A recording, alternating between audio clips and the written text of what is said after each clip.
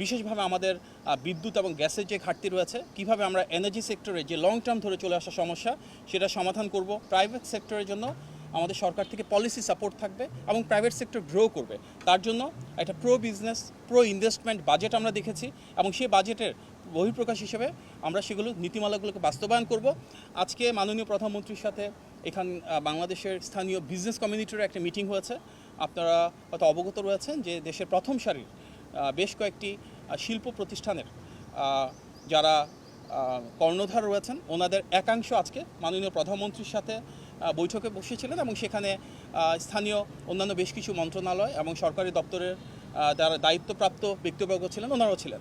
সেখানে মাননীয় প্রধানমন্ত্রী প্রাইভেট সেক্টরের বিভিন্ন বিষয়ে ওনাদের অবস্থানগুলো জানতে চেয়েছেন। আমাদের দীর্ঘ ফ্যাসিবাদের কারণে রাষ্ট্র ব্যবস্থায় অনেক ধরনের সমস্যা রয়েছে।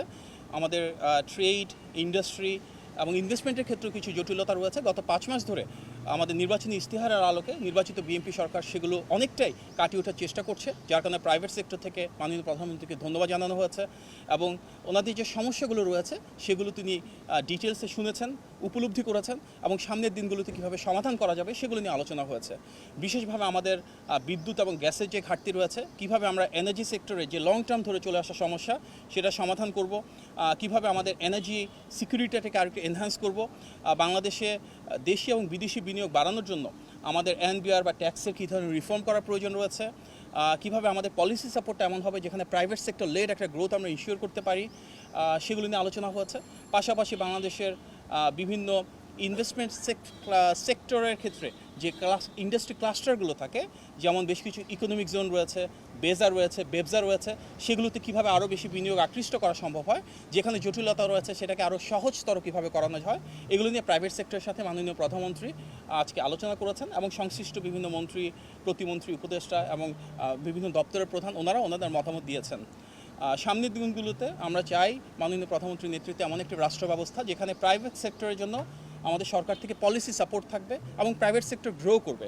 তার জন্য একটা pro business pro investment budget আমরা দেখেছি এবং সেই বাজেটের বহিঃপ্রকাশ হিসেবে আমরা সেগুলো নীতিমালাগুলোকে বাস্তবায়ন করব, যার মূল উদ্দেশ্য হবে বাংলাদেশের যে বিপুল পরিমাণ ডেমোগ্রাফিক ডিভিডেন্ড রয়েছে, অর্থাৎ আমাদের প্রচুর তারুণ্য এবং নারী রয়েছেন যারা কর্মসংস্থান এবং আত্মকর্মসংস্থানের জন্য প্রস্তুত, ওনাদেরকে আমরা আরও কীভাবে বিকশিত করতে পারি।